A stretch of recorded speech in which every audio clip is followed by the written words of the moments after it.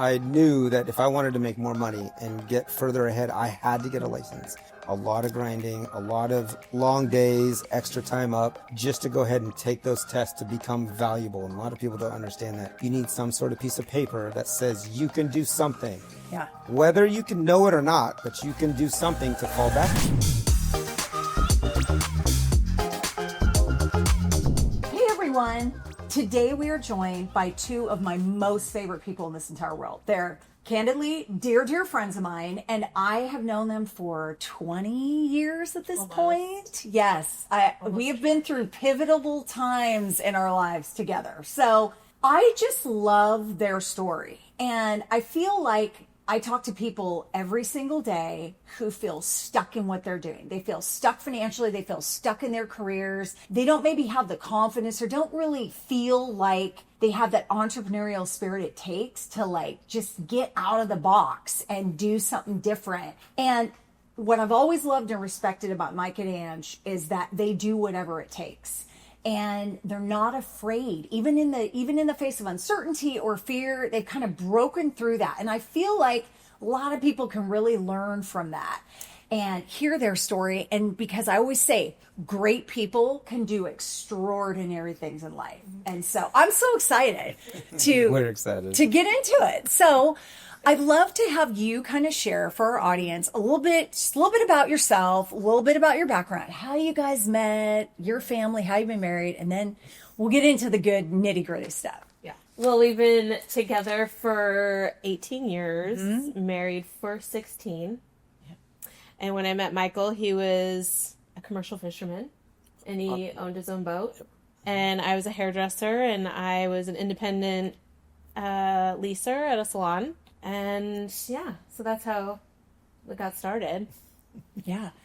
Well, and I watched you go from like being an independent at the salon in Kirkland to opening up your own salon, which that was a huge undertaking. Huge project. Signed like a 5-year lease. You completely built out your studio. Michael, you played a huge part. And didn't you do the whole construction or a big portion? A lot of the construction, Yeah. and that's where a lot of people don't understand. You need to really have a team and put people in the right place at the right time. So with my background of an engineering mindset, which I didn't know at the time because we owned our own boat. We didn't know that for at least another 10 years. Yeah. We really tapped into that knowledge.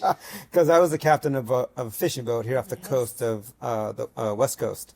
And so she said she wanted to open the salon, and we're like, all right, let's do this, and we'll just figure it out as a team. And you already had one child at that point. No, we did not have any children at that point. That's right. Audrey was not born yet. Okay. She wasn't born yet, but I don't think I would have opened a salon if it hadn't been for him encouraging me that I could do it.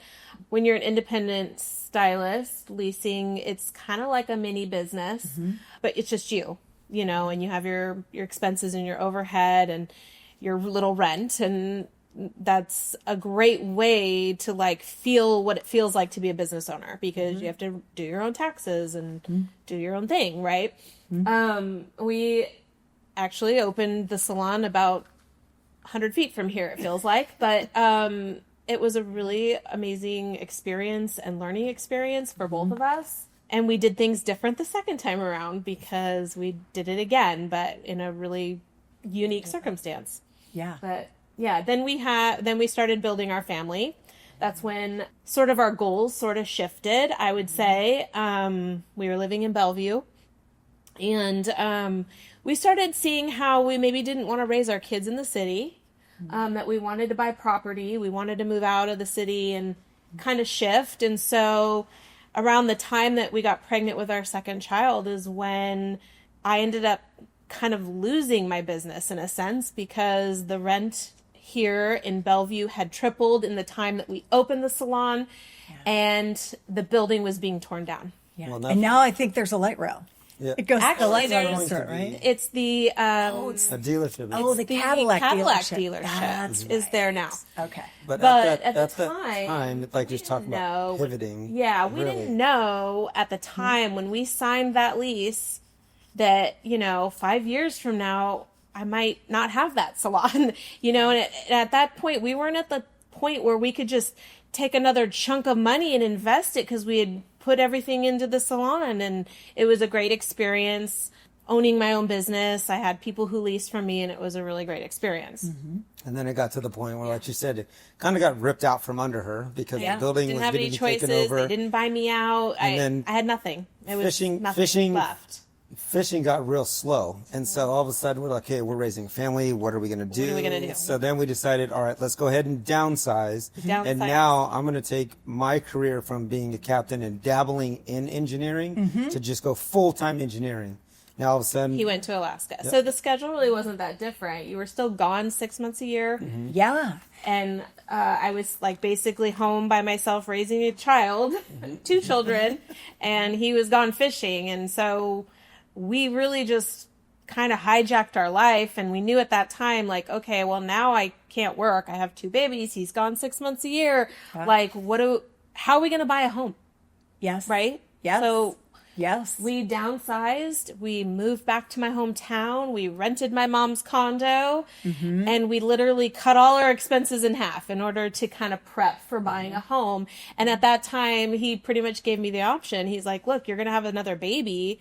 Maybe it's just time that you're a stay-at-home mom. And I was like, okay, maybe that's my season. I'll just, I'm done doing hair. I'd done hair for almost 15 years at that point. So I was a little on the edge of burnout anyway. So that's what we did. What always amazed me, because you're second generation fishing and chief engineer on a huge fishing boats. And for people that may not understand, like these are not boats, they're ships. yes, Correct. 250 feet boat, Yeah. 55 to 150 people on these vessels.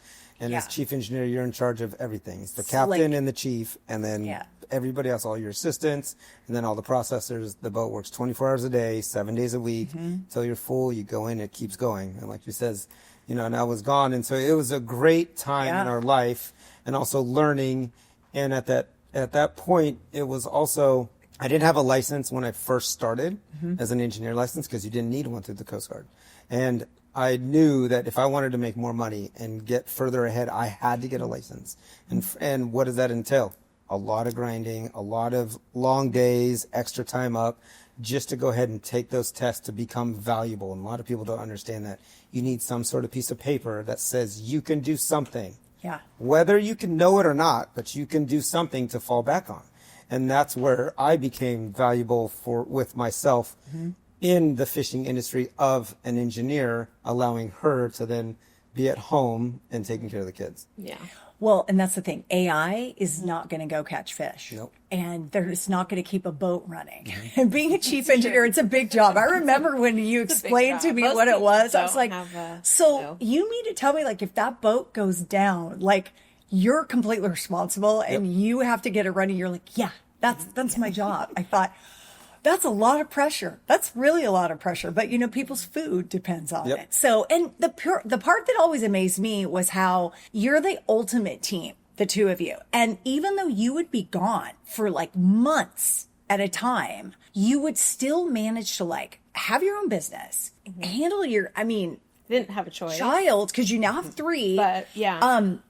Handled 2 kids at the time. And then your third came along, but how you would juggle that. I was like, gosh, I just really run a business. I don't have kids that are involved with this. Like, how do you do it? I remember early on in the marriage, or early on in our relationship, because we started like that, right? He was gone, I was home. I liked my alone time, so it kind of worked out great in the beginning. Yeah. But what I said to him, if this relationship is really going to work, we have to have 100% trust, 100% communication, because you can't have a long distance relationship or marriage for that. I mean, people do it all the time in the military and whatnot. It's very difficult. It can be very, very hard and challenging. So he was such a good team player and husband, and so attentive, and so he's very good at communicating. So that from the get-go of our marriage, I knew that we could work through anything, really, because of the challenges that we face just with that situation, right? Yeah. And then you bought your first home. You helped. Well, second home for Second you. home. Yes. And him. And actually second home for you too. That's right. You own that. Yeah, that's right. you bought your home. I remember you were leaving to go back up for fishing, and you found this phenomenal house, and it was on 5 acres, like fantastic property, perfect for your family. And so you got into your first home, which of course that's such a big step. And really it's such a pivotal piece for people to have that foundation, to grow wealth. The thing I always have admired and appreciated about you both is how you are good with your money. Like, you've definitely had times where like things were tight and where it was like, whoa, okay, how are we going to do this? But the thing that I've always been amazed at is you figure out a way. And I, you know, it goes into mentality and mindset.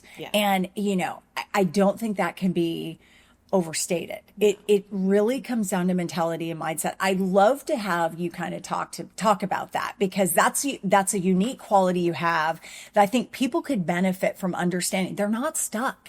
There's a million ways to make money and a million ways to, you know, choose to build your life. And I'd love to have you share that. I know for myself, I grew up with my parents. Like you said, I'm second generation. My dad was chief engineer, merchant mariner, went to school. I did not go to school. I went to college, did not finish. So you don't have to have a degree to be very successful these days, realistically. But I had to have that license. However, growing up, it was something that was instilled in us. You want a secure job. You want that secure paycheck. You want to make sure you have some sort of investments, whether it be 401 or, you know, maybe the market or rental properties. My parents did have rental properties. However, we didn't have an overabundance of money. However, we had money to do the things that we wanted, right? We were never necessarily without, if you know, if that makes sense. And then I remember that when I was on the boat, I was like, okay, this is a really good job, making multiple 6 figures. This is amazing, grinding a lot. And then we had kids, and I was like, wow, I'm away a lot. But what shifted for me is when I started working more on myself with entrepreneur books or podcasts or audiobooks, and really just diving into how can I do more? How can I get more? What kind of investments can we make? And really understanding with myself that I can do more, not just be at this job. And that's great. Don't get me wrong. I mean, it was a great life. We made good money. We were able to get to the positions. Ripped out kind of from underneath him too. When he was at the peak of his career, we owned a home. I was at home with 3 babies now. And his income, because of the way percentages and how they get paid on percentage sometimes, the companies can just go ahead and take the quotas from the boats and divide them up on the boats, and all of a sudden now you were making $350,000, now you're making $150,000 in just 1 year, and the company's like, well, we still gave you a raise. And but it's a huge blow if it's to your family. $150,000 pay cut, right? Because it was all working on percentage. But when that happened, I wasn't working, and I kind of went into panic mode. And to go back to just like how I was raised, I grew up in a sense of very lack. You know, like scarcity, lack, and I, for some reason, I'm A-type personality, but like, I just knew if I was going to be a hairdresser, like there's a level of hustle in that. And I grew my original business organically because there was no social media at the time. I built that clientele organically, just hustling and networking, right? And being a good salesperson at the end of the day. Hairdressing is sales. I don't care what anybody says. You became a business owner. You have to, right. And so when I was at home with 3 babies, and all of a sudden now we are strapped every single month, we don't have the money, I'm like, what can I do? And like you were saying earlier, I decided to then start selling products online, because I'm like, I can smell snow to an Eskimo. So I can sell hair products. I'm a hairdresser. So that's expertise. And you have the credibility with it. That's what I started doing. Started making a little bit of money. And that's what inspired us to then open another salon. However, then 2020 happened. But we had already kind of started talking about him leaving the fishing industry and starting construction. We'd already started saying, well, gosh, if I'm doing well with these products online, I think I could open another salon in another town and build a whole new clientele. And then the pandemic happened. So we kind of were like on all of our goals for a little while. And then he's like, you know what? We opened the first salon like 6 months after the market crashed the first time. We can make it through a pandemic. I was like, you're right. We can. Let's go. And so literally in August of 2020, we signed the lease on a new salon.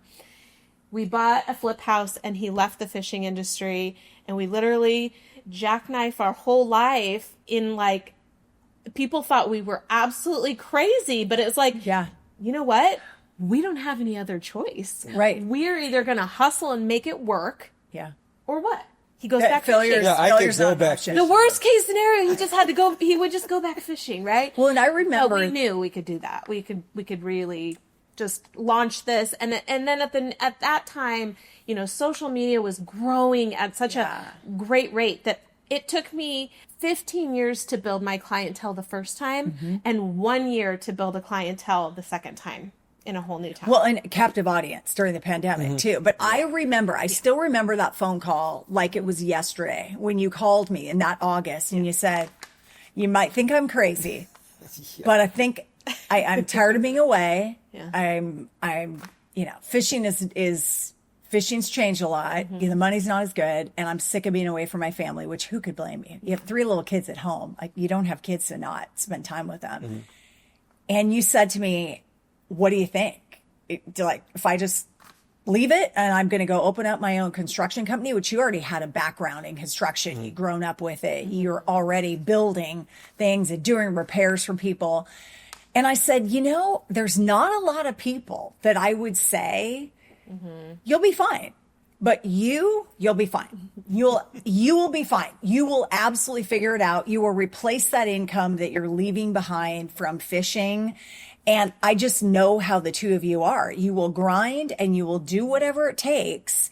And you're entrepreneurs. You always have had that entrepreneurial spirit. And you're like, okay, no, this looks like an incredible opportunity. Like, we can do this. And that's the piece I think a lot of people don't understand is you're not stuck.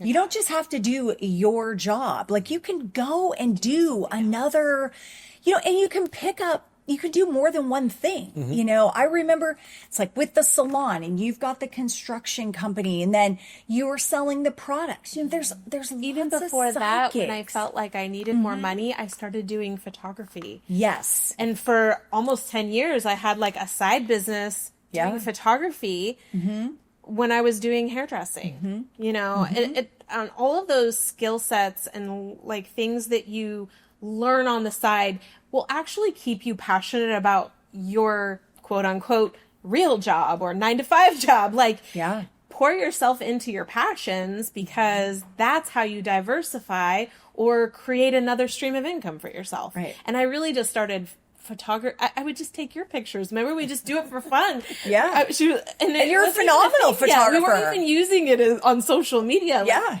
can you imagine if like we had seen the growth of like what social media was going to do back in 2007 when we were taking your pictures like with my camera and whatever. But anyways, I think that again, it's like he was very passionate about like coming home from fishing and like doing a project on our home. And I love that. I love design. I love being able to like be creative that way. And when him and I, we're like a force, you know, when we have an idea and we can work together on something, it's so exciting. Well, we've done that multiple times. What I've always loved is my belief and my, you know, my financial method that I believe in, which I've branded as my Queen Bee method, is instead of cutting things you really like, first try to increase the top line. That's really, and you guys live that. You would find another income stream, which people can do. And you don't always have to trade hours for dollars. There's a lot of people that, you know, have that mentality that it's all about trading hours for dollars. And it's not. You can actually expand your scope by doing things that make you money while you're sleeping, which are like, selling products, the network marketing industry is phenomenal for that. I think it's the number one industry for female millionaires. Yes. Because you're literally making money while you sleep. It's like you're using your network, but you're not actually having to physically trade hours for dollars for that. What I love the most about what that job actually, I still do it. It's been 8 years that I've been selling these products online, and I also sell them in my salon. But what I learned is confidence in myself. Like I never thought of myself as an insecure person until I put myself on camera, and then I was like, oh, okay, now I'm in my feelings and my thoughts, and I'm in my head about all this. So I literally had to put myself aside and be like, I can do this. I have the skill set. I have the knowledge. And it taught me so much, not just about social media, but how to brand myself, how to Well, you built a great team. You built a team, how to mentor, but also mentoring myself. Like I had to do the inner work on myself. Okay, what's holding me back? Why do I feel insecure about this or whatever? Just to be able to put myself on camera. And I think that's what holds people back a lot, is because nowadays, if you really want to have a successful business, you need to be diversifying yourself on all platforms, no matter what that business is. You need to put yourself out there and put yourself on social media and really market yourself. Now, you can hire people to do that, but if you don't have the money to do that, you got to figure it out on your own and learn all those things. So I started doing that first, and then he joined me in it instead of, and I remember when he first came home from fishing, and I had already been doing this for a little bit of time. And so I was confident kind of talking on camera and doing the things, and he had to then figure out how to do it too. Because fishing, you don't do that. Yeah. And he had a little bit of like struggle bus with it too at first. Sure. And now it's like just part of our natural life is us creating content and sharing our authentic story. And it's morphed into so many other things. Right. Like now I am getting paid to do design work for clients and his clients. And then we have a coffee trailer business that it's morphed into, which was just a crazy opportunity that kind of fell in our lap. We call it a God thing, and it really has blessed our lives. And it's just another stream of income that we're doing. And people are like, how are you doing all these things? I'm like, well, it's really surrounding yourself with a team, Yeah. right? You have to have a team. Right. You have to have mentors. Like we consider you a Networking. mentor, right? To get, You're nice. Thank you because very it's not only the people that you meet, but it's people that you meet to put you in the right room to be able to do the things that you want. And a lot of the time you're just not confident enough to take that next step. So how do you do that? Yeah. Right? And if you're not working on yourself, like you said, for that confidence, then you're never going to move forward. you're going to be too afraid. I know one thing You're we've going to be talked stuck about. in fear. Yeah, one thing we've talked about is I come from a mental state of it will always work out, no matter what. That's kind of your mindset. Yeah, we'll with figure it out. Yes. Figure it We out. will, I'm a fixer by trade. I'm a guy. I'm a fixer. I'm an engineer. I'm a troubleshooter. It will work out. I don't I had care. to learn that more from it. Probably. it's I just didn't. very I kind of grew doubtful. up in this, like, you think of all the negative things Yes. first, because if you get the fear out of the way, right? Like, what's the worst that could happen? Whereas you It's don't like, have you don't have like boundaries. Well, I shouldn't say boundaries. You don't have there's not like kidding. there's not roadblocks in your No, mind. You're like, there's no, I can plow always- through that. So Correct. how did you build your construction business? Because it's impressive what you've built in the last 5 years and how you have evolved with it and expanded it. You have to do in a different text. You kind of have to do it dirty, meaning if you don't know what you're doing, you have to learn from your mistakes. And we talked about this earlier today. Is you literally have to fail forward. Yes. I have messed up projects and homes of, let's say, tile. We have to rip it back out, right? Being honest with your word. I was talking to your dad about this before he passed. It's just the same thing. You show up and you say what you're going to do. Impeccable with your word. Correct, Yes, right? absolutely. Networking is the other thing. You have to network, and she's a great networker. So that's how we're able to bounce off each other. If As she's soon as he started construction, I had clients that were like, "Can he come fix Yeah. this? Can he come fix this?" Because I was just, my I've clients are sent in the many of chair, and my I'm just customers, telling them about our Yes. life. I didn't have to necessarily even share that on social media. Just telling my clients who are a captive audience in my chair, and a lot of his first clients were my clients that sit in a chair, and still to this day, like I still get clients all the time. That's how. Well, a how we do. trusted it just goes contractor like this. is gold. Yeah. And they're not easy to I find. would say the number one thing that keeps contractors from being successful is they don't show up when they say they're going to show up, and they don't do what they say they're going to do, and they're not transparent about their contracts or what their charges are. And that's where people get like kind of this bad taste about construction or contractors, and we don't do business that way. It's very, very clear. And, you know, and I'm that way in the hair business too. My client doesn't get up to the pay register to pay for their hair. They're not shocked at the price because we've already done that consultation, right? They know what to expect, and I'm clear with them. And if you don't have that communication piece with your clientele, then you've lost trust. Yeah. Right. And they're not going to come back. And I'm sure that's the same. It's the same with your business too. It totally is. I mean, it's a trust business, really. Construction, mortgage, and hair. It's very much a trust type business. I think there's a lot of businesses that are. What I've always loved though is when you started that construction business, you just went for it, and you've really grown yourself an incredible clientele, and you've got a great reputation, and you've recently evolved into a specialty, which not everybody has a specialty in water and mold remediation. That's a very, very high specialty. I've had clients that were buying houses, and there was a leak that was discovered in, you know, the bathroom or the kitchen. And it was like, oh my gosh, this is on hold until we figure this out. And then they discovered mold. Well, not just any contractor can go in. You have to have that special training and understanding. And that's really something that you leaned into, expanding your business into that, which is fantastic. Yeah, everything in my opinion, with construction, me going into it's fulfilling a need. Right? If you can fulfill a need and solve a problem for people, you will be successful. And what people don't understand is the amount of grind and the amount of work that you have to put into it. It takes a lot, way more than at the time in the beginning when I left fishing than I anticipated. But I also have the mentality of just burn the boats. Like I let my license lapse. I wasn't thinking of a plan B. I was thinking plan A, this is what we're going to do. I could spend more time at home because that was the ultimate goal. What is your why? What are you doing it all for, right? If it's the money, then go ahead and do it for the money, but you're going to sacrifice a lot, you know, for your family. Trade-offs. Correct, right? Now, there is no, in my mind, I don't think there's a work-life balance, in my opinion. Yeah. Because you're because you're juggling so much anyway, but how do you get to the point where your business can work for you rather than you working the business? Because when I left, I had the mentality like, oh, I'm going to start this business. This is going to be great. I actually bought myself a job.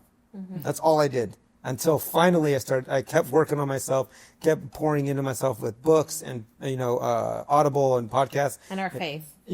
Correct. You know, that it's going to work out. And I think we'll touch on this a little bit, but like when we started really leaning into our faith is when he started to build a team that had they're all from church, basically, all of your employees.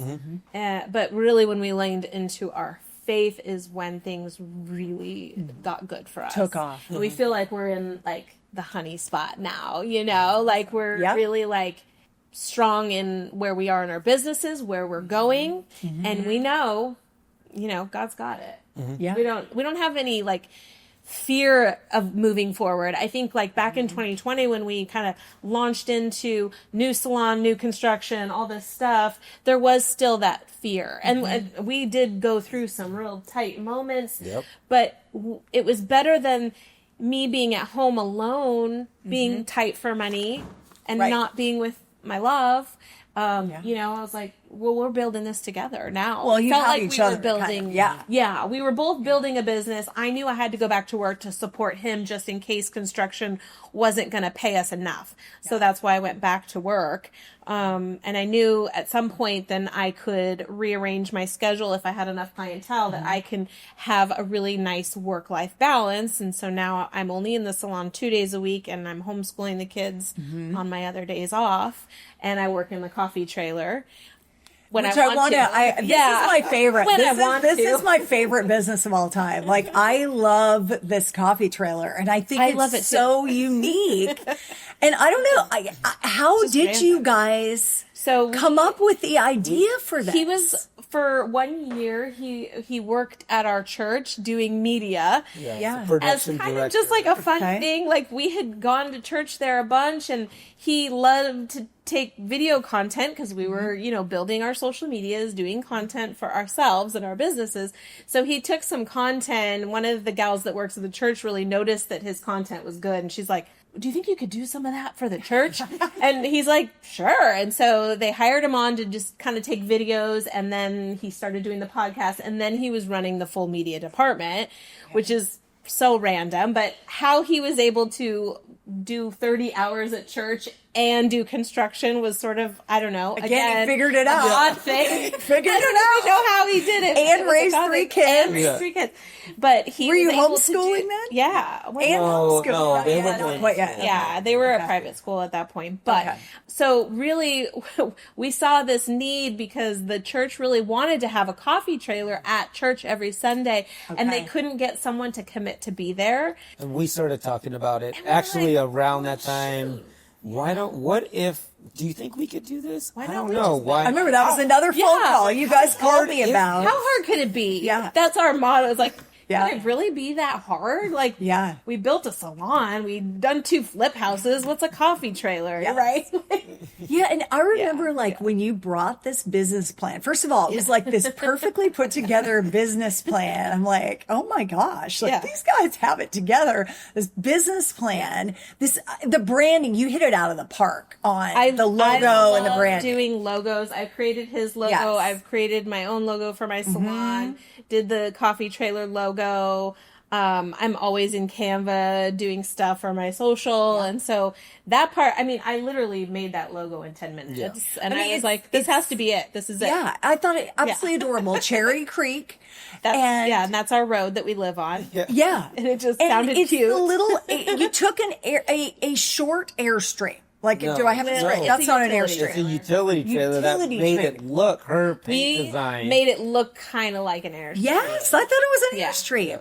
And you completely decked this thing out. You figured out, which is another thing I want to talk about, Networking. is we figured out through networking and other people Yeah. who have done coffee and done it well.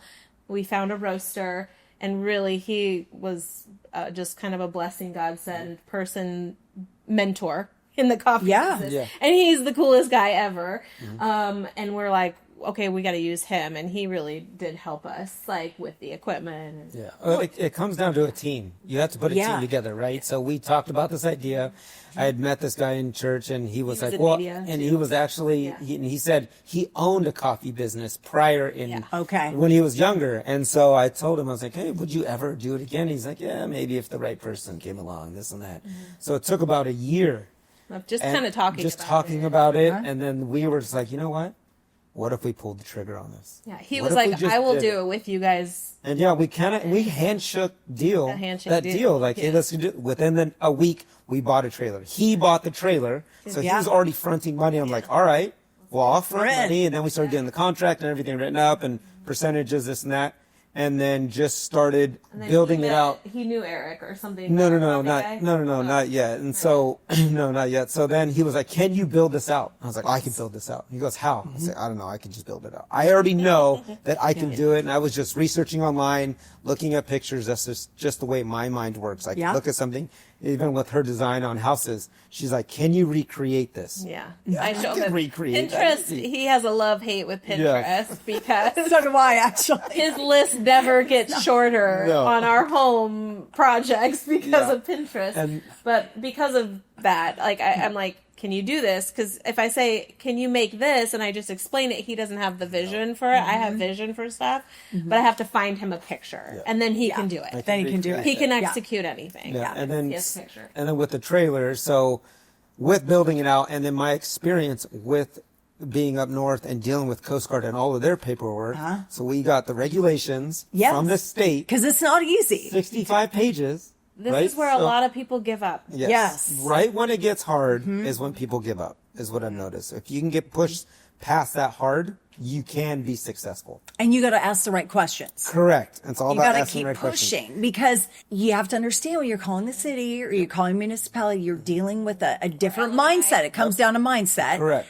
It's a mindset that is they're just looking at within, the boundaries of the Parameters, rules, Yeah. and no is a lot easier to say than maybe. And so it's pushing past that. It is. And So like you said, kept asking and probing.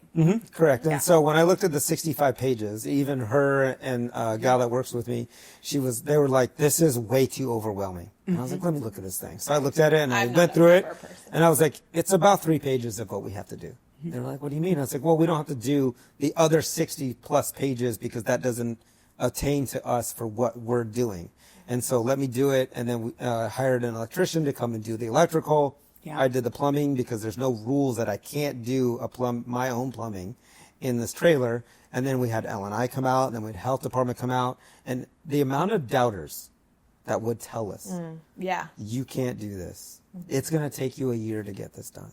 How do you even know how to do this? Are you sure You you're mean going a year to get the trailer up and running? No, Oh, or just L&I. No, it's yeah. L&I certificate, health I see. department, because you can't Okay. legally operate until you have these stickers, and you can't get health department unless you have L&I.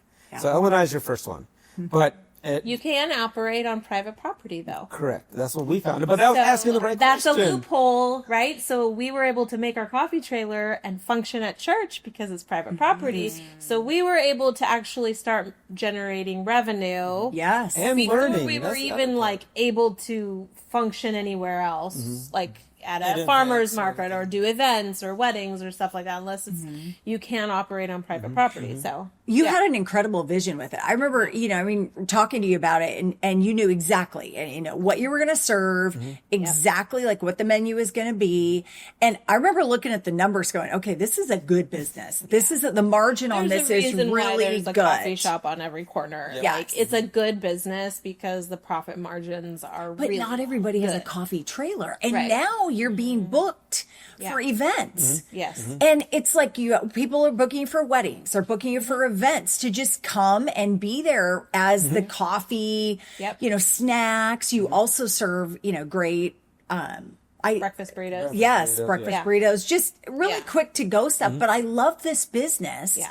because, yes, it helps that you're in construction. But the point is like a lot of people, I think, feel like, okay, they have an idea. They have an idea. And it pencils out, but then they stop because they get frustrated. They run into a roadblock. Whereas if they could push through it, it would be a great viable business. And now you're looking at expanding Yeah. into the next trailer and potentially just an actual coffee shop. store. Yes. Because again, the margin, which is what I'm always looking at. Yeah. Numbers are what I look like. Yeah, it looks all great. The branding's good, Yeah. but what does the money look like? Exactly. So the margin is great. So it's interesting because I'm a lot into money mindset. I think that determines where a person's going to go and what kind of a financial future they're going to have. Bar none, you guys are abundance mindset for sure. Of my 5 mindsets, for sure, abundance mindset. What I'm curious about is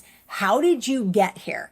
Like when you grew up, what was the mindset in your family? Kind of what was your money scenario growing up, and how did you go from that to where you are today? Because there's a lot of people that grow up with a scarcity or fear-based mindset, and they can't leave that. They're not able to get out of it, and it carries with them. They can't break away from it. I definitely grew up in that. But you did. Like, I'd love to hear about that.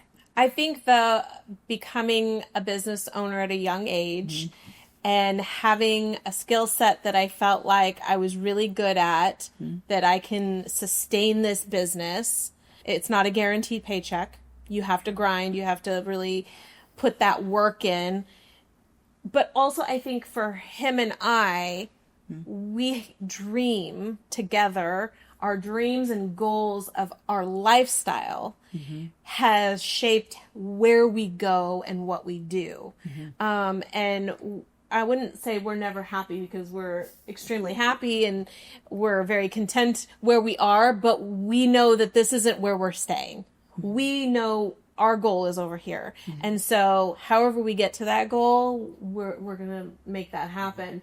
But I don't know if it's how we grew up that shaped that versus just who him and I are as people and what we've done in the last 16 years of our marriage to really know that, okay, what's the next goal? We are always setting more goals. The finish line always ends up moving. Right? Yeah. And so Matthew McConaughey actually said it when he was interviewed one time. They asked him, hey, who's your hero? And he had to think about it. And he said, my hero's, in 10 years. Me in 10 years.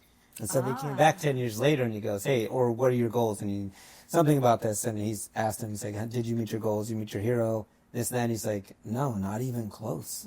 Because that line has now changed, which is true. We talk about, we dreamed about having a piece of property. We dreamed about having a nice house. All of a sudden we're there. We're like, okay, this is amazing because you have to be grateful for it. However, what can we do with this property now? And we just had a wedding on our property, not just a friend. We didn't really plan for that. Business. However, It could have. And the coffee cart was front and center. Yes, Yeah, and it was on. fantastic. Yes. It was great. And so it's really becomes. Yeah.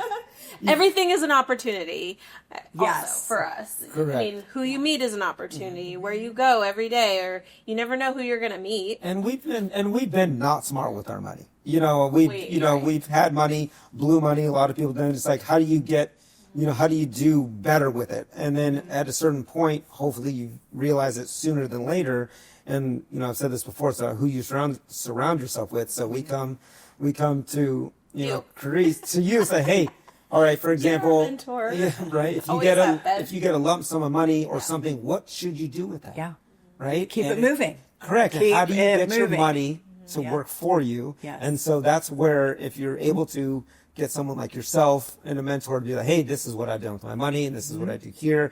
Why don't you dabble? Or my suggestion is, because obviously we can't, if anything is lost, I'm not going to blame it on you by any means. But, Sure. Yeah. it's still Been how our do biggest you- cheerleader Correct. on Because all we the don't different know. facets of our lives when we're taking a risk or we're stuck. Like, I know I've come to you crying before, like, I'm gonna get out of this situation, this sucks, but we always figure out a way. Yeah. But he said on the way here, and it's an amazing quote, but you should never be the smartest person in the room. Yes. And Totally agree with that. yeah, And if you're the smartest person in the room, you need to find a new room. And like I said, for us and money, then how do we get to that knowledge? Right. Yeah. And not every investment is for everybody, right? And No. our money dealings is going to be Right. different than your money dealings, which you have mentors that's different money dealings, but we're all learning from somebody and actually putting it into action. And one of the things that, because we're business owners, we have employees, we have people who work for us, and we deal with this every single day. And it's a big thing that we probably say this at least once a day. That person has a 9-to-5 mindset. They don't understand entrepreneurship. They don't understand business. We have to be the teachers of help them. And that's what we're trying to do with our children. We already see it with them. They're watching us grow these businesses. They're watching us use social media to brand ourselves. They're watching us become entrepreneurs. And that's a big reason why we're homeschooling, is because we want to instill entrepreneurship in them. And who are they going to get that from? They're not going to get that at school until they become an adult and maybe decide, oh, I want to be an entrepreneur. But then it's usually too late. You need to instill that in your children young, because we deal with young kids who are in their 20s that they don't know how to even Open a bank account. That's happened before. open a bank account. Or even show up on time. No, a lot. Or like today, for example, I had some guys young guys in their 20s come and work on a project that we have going on. We just started. They're there for 2 hours. My lead texted me and he's like, hey, they left. And what do you mean they left? Is the job done? No, they just said they had to leave.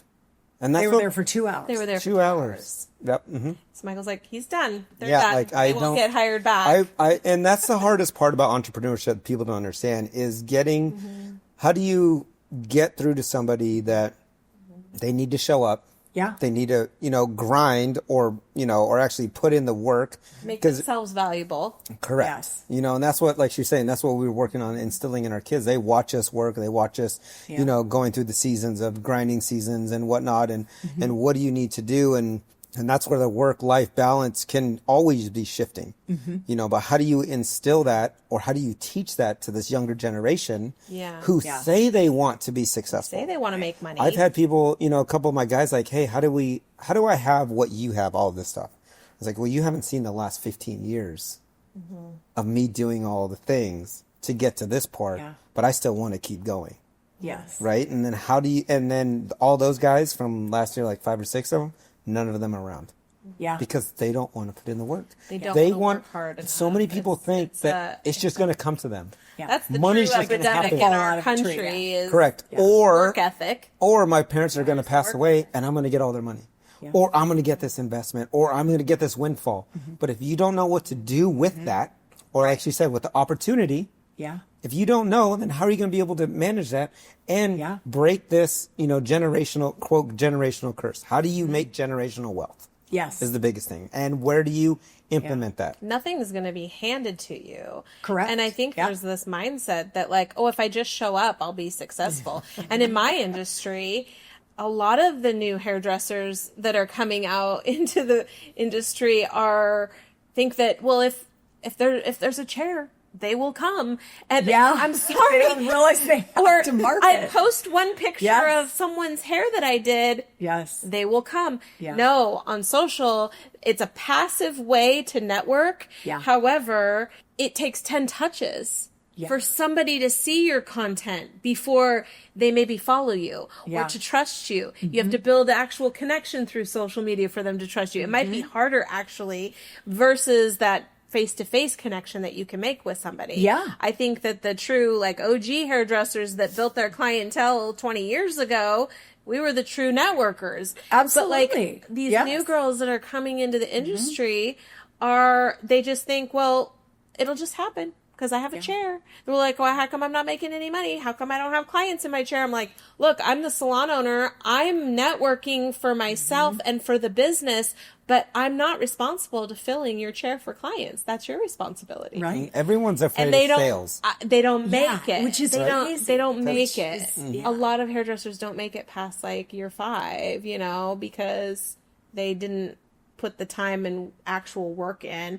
And there's also this other piece that social media for all businesses, there's a lot of unrealistic expectations with people who are successful that it's just easy, right? It looks easy. They make it look easy. That's the highlight reel. People see what we're sharing on, they made it look easy, and they don't see the grind because we're just sharing the highlight reel, we're just sharing the cool stuff and the good stuff. But there's a lot more to it when it comes to like just being successful. You do have to put your time in and make yourself valuable in whatever you do. That could be a stepping stone, Yeah, and I think you have to genuinely, if you're working with people, you have to genuinely like working with people. Yes. I am not you do. I actually, truth be told, I hate salespeople. Like, I hate to be sold to. Like, to me, the best salespeople, they don't sell. They don't sell. And I remember growing up in this industry, and when I got into it, I was like, I don't want to be called a salesperson. Like, I love to help people get into their dream home. And I'm good at finance. That's my background. I have a master's degree, and I love numbers. I love investing. I love math, and I love figuring out how people can make money. Yeah. But I'm not a salesperson, like a natural salesperson, but I like people, and I'm genuinely interested in getting to know people and hearing their story. Right. And so I feel like that's how I built my clientele. Really, it was all through word of mouth. And it was because I really enjoy the people I got to work with, and I got to be part of their life because they gave me a window into their life and they let me help them. Yeah. And many of the clients I've helped over the years are dear friends, and I'll forever work with them. And it gives me pride to see them succeed and move forward and build an incredible, great life. I mean, that happens to be what I'm good at. I can take my little piece of what I'm good at and help that and bring that into the world. But that's why we all have what we're good at and why we all need each other, because we can help each other build what we want to build. Yeah. I think it's cool too. Like on the real estate side of things, you've done a couple of house flips, which I have a lot of people call me and they think, oh, I saw this show. I want to, this HGTV show, this HGTV show. I want to be a house flipper and I think I can do this. And I saw this piece of land and I'm thinking to myself, if you saw that piece of land where it's located, it's already been overlooked by it's already been vetted by multiple developers. There's a reason why it's still sitting there in a popular area. But you guys have successfully done a couple house flips. Tell us about that. Kind of what were the takeaways that came out of it? Because I always tell people, look, there's a truth in it. It looks really sexy on TV. It's not, you don't just make money hand over fist. Generally, the profit margin is pretty low. And if you make a mistake, you might actually not make a profit. Yeah. Love to hear your thoughts. A few of our have been off-market deals. And Well, that's the first one was my uncle's home. Okay. And he agreed to sell it to us really cheap because he needed to go into like a retirement sort of living. But he was a hoarder. yes. Gotcha. So and like you said, It's a lot of work. Oh, a lot of We kind work. of fell Not into that pretty. one by chance. We didn't actually go into it going, oh, we're going to flip a home. It was more like my mom knew that he was going to leave the fishing industry and start a construction business. And she presented us with, hey, what do you think about flipping Uncle's house? This is And another opportunity. This is an that opportunity. presented to you. What are you going to do with it? What are we going to do with it? Yes. But we did really well with that first one. But also, again, kind of an off-market deal. We got it super cheap and we were able to do the work ourselves, right? We don't have to hire out all the people, sub it out. So we're saving a ton of money that way. Correct. So if you have the skill set Yes. to do those things. If you're in construction, the point is, Yes. if you're in construction, you have the skill set, you can do it a lot more successfully Yes. Correct. than some regular person who's got to hire a contractor. Yeah, and I've even had clients, like you say, everyone watches TV shows. We just did this massive master bathroom remodel, and they were going away for about 2 weeks, and they told us, oh, we're so excited to see the progress when we get home. I had to sit down with them and tell them, look, we are not one of these shows. I don't have a team of 30 guys coming in here that are going to finish this in 2 weeks. Correct. Like this Not gonna happen. is a real reality because, like you said, it's a mess. And of course, in that home, we found mold. Of course. Same thing. Every single house. Yeah, it's like 78% of homes. Especially in Washington. 'cause we're so Wow, wet. that many? Yes, 78%. I want to say somewhere in that high number Interesting. of Not homes. serious mold. No, Yeah. but some Right. sort of mold where you do want to, Have to replace that replace. floor, Yep. mhm. sheetrock. And Yep. stuff. That'll people. It's how the house is not necessarily built. It just doesn't breathe correct. Maybe it's not sealed right. It's just older. Things get old over time. Yeah.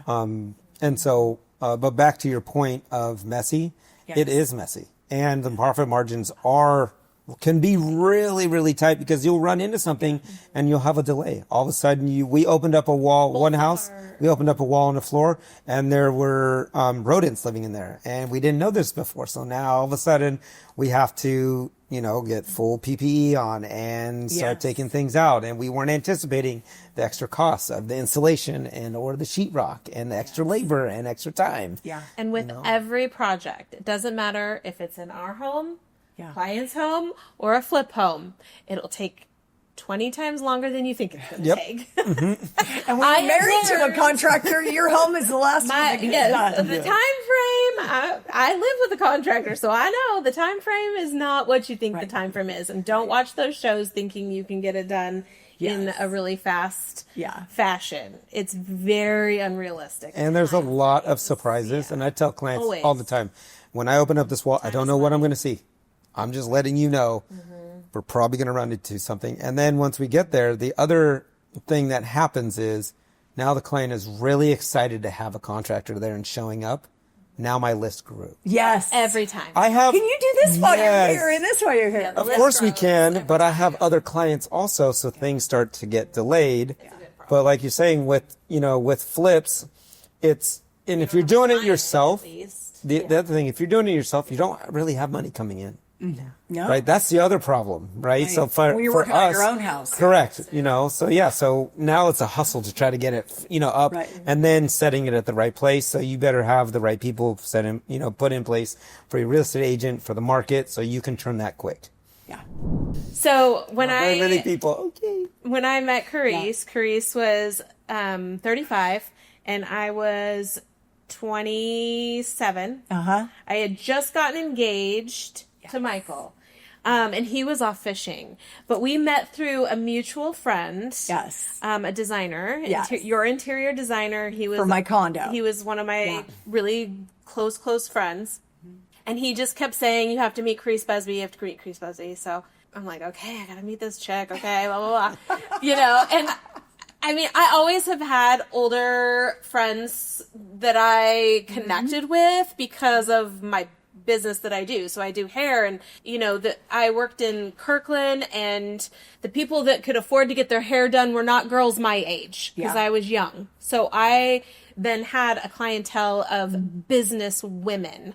And me, you, and a few other ladies that were very successful in this area, all kind of bonded through this person, actually. This person who's no longer part of our life. Yeah. But you and I connected, and you were so fascinating to me because you were living in Seattle, you were single, and we just started bonding on friendship. But I realized one of the things, even though you were so uber successful, and I was like, I just looked up to your success, that I couldn't understand why you were single. Like, how is she single?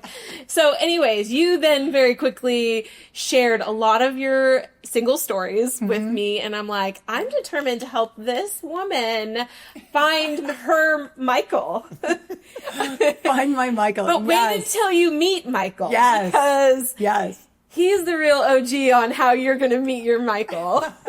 But she just had said, the second she hadn't met Michael yet, but when she met Michael, it was an instantaneous bond I knew that they would have. You were afraid, actually. Yeah, I was a little afraid because remember Michael can be very, very... Oh, he's totally Rough straightforward. around the edges. But you always appreciated that straightforward, and I didn't know that about you until I met your dad. That... Okay, she can handle Michael. Yeah. But you'd already met Michael, I think. I remember going to dinner. With you guys. Yeah. And you had a date there. yes, I had a date with me there. And the four of us went to dinner. And then I remember you guys Spent the night. guys stayed in the guest suite, my guest suite, condo. yeah. And then I remember Michael came up, you guys came up the next morning. met him and- had coffee and all that. And Michael said to me, this is not your guy. Yeah. This is not your guy. He's not it. But you know what it was? I appreciated his brutal and total honesty. Not just about that, but other things too. Yeah. But I appreciated that he was just so honest. And when I thought about what he said, I was like, you're right. Yeah. You're actually completely right. And then from there, we just kind of We bonded. He really started became on like a brother. basically a journey Yeah. of you sort of dating, and then every time you kind of had somebody that you maybe were excited about, you would kind of come to him and Yes. bounce all this stuff off Yes. him, and we were like, nope. Yep. Don't settle. No, Don't Michael settle. was the brother. I was an only child. Yeah. Michael was the brother that I never had, that I always wanted to have. And I And have three Michael would sisters. call me. Right, and at he the has co- 3 sisters, so it was just So like one he of those does. things. He has Yeah. sisters. But I remember Michael would always call me the next day after these dates. He'd be like, And you'd tell me everything that happened. Don't leave anything out. I He'd need be to out know. fishing on his boat, calling you from a satellite phone. This is kind of weird. Yeah. Like, what are you But asking me? we But needed yes. to know. But ultimately, what happened over the course of maybe about 5 years before you met Robert, over that course of us being friends, and Yeah.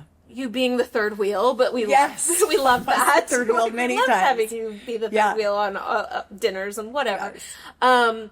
You met Robert, and it's like you went through Angela and Michael dating boot camp, and when you met Robert, we were like, okay, we'll see if he's the one.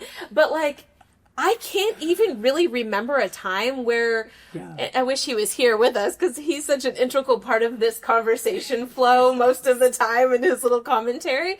But I don't even remember a time where Robert isn't a part of your life, because it was something just instantaneously that you knew. Yeah.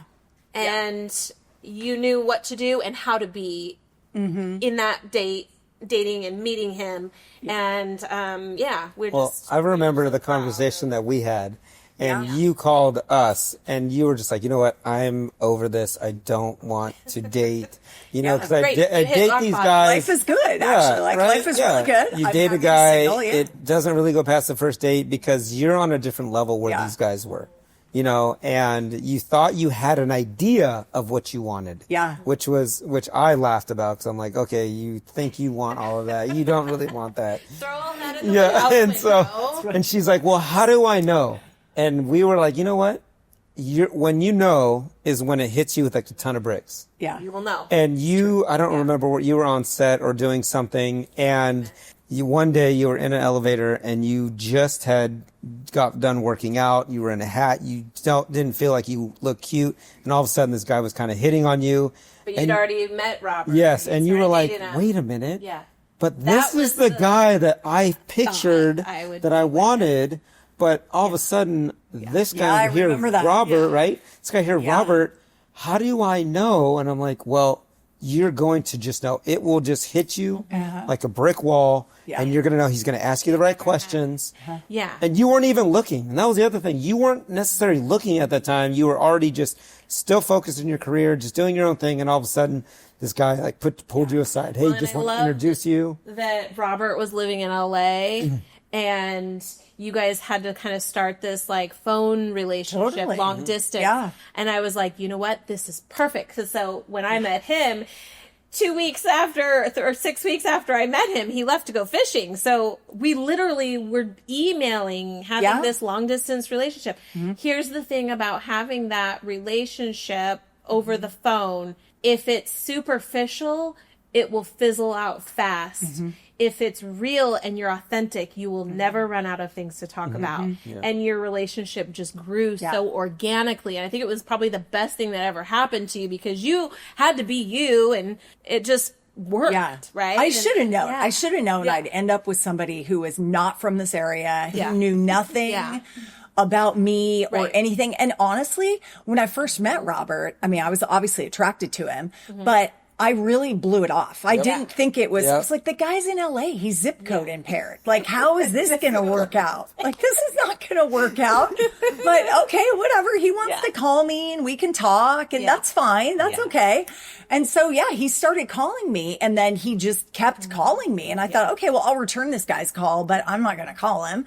So he kept calling me. And I was like, I kind of like talking to this guy. Like, I'm totally myself. And we talk about everything. Before he knew it, it was like a month, every single day of talking to him. And he would call me. We talked for like 2-3 hours. And then he came up for a visit and passed the test. And I kind of just threw him to the friendship, I threw him in the shark tank with the friends. I was like, oh, whatever. Let's see if this guy can swim. Sink or swim. And he did. Yeah. Well, and you calling us for, not necessarily, I don't know about advice, but what questions to ask. Right? It's like, hey, what do you think about this? Or what do you, and I had my guidelines. Because you dated guys that, if they were around and we'd be at a party you would host or something, they wouldn't take out the trash. Like little things like that. I'm like, wait, what? You're a guy. That's your job. Like, I don't understand. You're supposed to take care. If you want to court a woman, did tell me in my opinion, you should be taking care of those dirty things. Yes. Right? I only had to ever take out the trash when he was gone fishing. I remember you and I bonded. That very first summer we met, we would watch Sex in the City. Yeah. old Sex and the City, the entire that's series. the foundation. That's the okay? foundation. And there's so many episodes. So many There's episodes truth. where you were to like, many of those. Whoa, I just had that. I lived that. I lived that. I Yes. did too a little bit before I met Michael. So Yes. No, that was so funny because so that's how we bonded. Yeah. And that's how, and you literally became like the brother I never had that I would totally confide in. Yeah. You were like a sister. Yes. That, and the designer on how we met was a complete disaster and is like no longer in anybody's life. I don't even know where he is anymore, but he turned out to be yeah. a complete fake. And Yeah. so anyway, but Yeah.